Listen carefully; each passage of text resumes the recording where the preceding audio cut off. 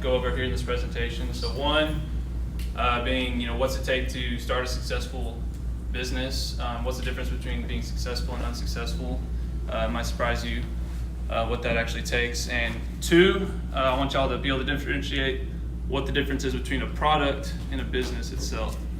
Okay, and so we'll get into more of that with the presentation. And third one I'll get into at the end. So we're going to start off. Colton's going to give you a little background on our story and how we got started. So,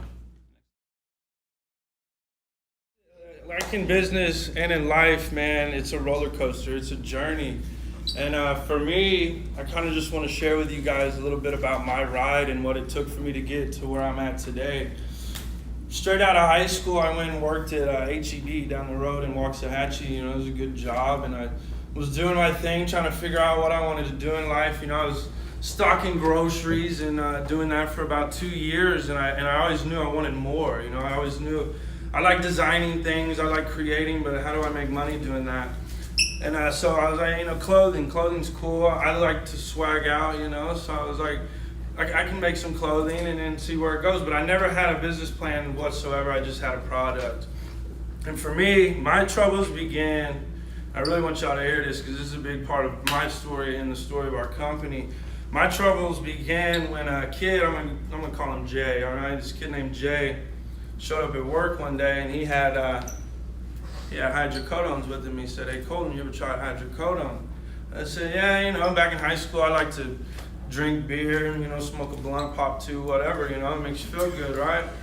And I thought that was great, I was just like, I would laugh at the person who's up here telling you this. But man, that's right where my troubles began, because I popped 3 that day. You know what he did? Because out in the real world, it's all about money. He wants to make money, so what's he going to do? He's going to bring 3 the next day. He's going to bring 3 the next day, then he's going to bring 4. Then he's going to bring 5. Now he's going to bring 6. And looking back on my journey, this is where it all began, because then one day he brought in a little blue pill called an Oxycontin. And the day that Oxycontin entered my system, it became a full-blown addiction. That little blue pill opened doors in my life that I could never shut, still to this day. That little blue pill brought demons into my life that I was never able to get rid of, that I still battle today. When I had this business, right? I had this product. I didn't have a business whatsoever. I had a product that I thought was great. I had no plan, and my life was falling apart. I moved to Lubbock, Texas to try to get my life together, tried to go to rehab facilities, tried to figure it all out. At the end of my journey in Lubbock, Texas, long story short, this is 4 years later after I worked at H-E-B in Waxahachie. I'm in a dumpster with a needle in my arm. I'm shooting heroin on a regular basis. I'm snorting meth. My life is out of control. But I still have a product, right? Still think I'm something, Still think I'm doing something, but I'm not. I'm a full-blown junkie at this point. At that point, there was something. I learned good tools in Lubbock. How to get sober, how to live right. But there was still something missing in my soul. And it wasn't until. First and foremost, I accepted Jesus Christ in my life, but that's for a different day. But it wasn't until I started taking my own advice and living day by day, living in the moment. I was so stressed out about my past and the time spent in jail, the times, what I've done to my family and all this stuff. I thought I was never going to be worthy of anything. And then I was also so stressed about the future. What am I going to do? What am I going to do with this product? It wasn't until I started living one day at a time and taking it day by day, actually taking my own advice and worrying about what I can't control until I started to figure it out. By the grace of God, I've been sober almost 2 years. I'm off of Oxycontin. I don't drink. I'll have a beer here and there, let me be honest with you. But I haven't done drugs in almost 2 years. I have a successful business, an upcoming business, and I have an amazing business partner by the name of Kyle Brown. Here he is. You know what, let's do it. Jump straight in. Got a business license and got it rolling, man. So, that's how we got started. We can go to the next slide. So I think one thing that's really important to have with any business, or especially a startup, is to have a vision statement. So this is ours right here. I'm just going to read it off. So Day by Day is more than just a clothing and apparel company. We represent a positive message for anyone who wears the logo.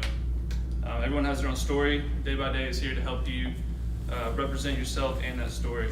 So by living day by day, taking in each moment and each day as it is, you can focus on everything positive in your life, and motivate you to keep learning and growing towards any dream or goal that you set for yourself. And one reason it's important to have a vision statement, especially for a startup, is on the passing of people. Let's say in the hallway, hey man, what's that business I heard you had started up? Well, boom, you knock out your vision statement. Right then and there, they know what you're about.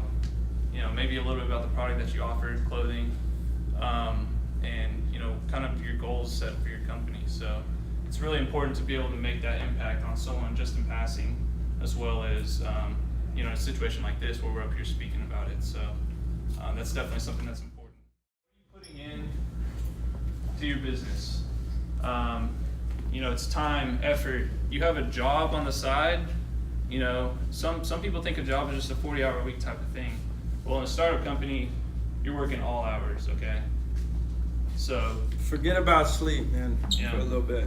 You got to be able to run off a few hours of sleep, 3 or 4 hours, if you want it. that's right. So to differentiate the people from who might be making more successful moves than unsuccessful is they're putting in that time, they're putting in that effort, they're scraping their own pockets to put in money to their own business, okay? And so with that, that's not the only way to do it. You can have sources of external investments. You can approach a bank, you can get a loan, you can do many different types of ways to get that. You could do both. You could be putting in your own money and be getting a business loan. For us particularly, we decided not to get an investment starting our company. I think that's been important because it's really shown that we can build a relationship while having a company, and it really creates a real environment for any of our partners and for any of our customers who are involved. So I think that's kind of been a big part of our company.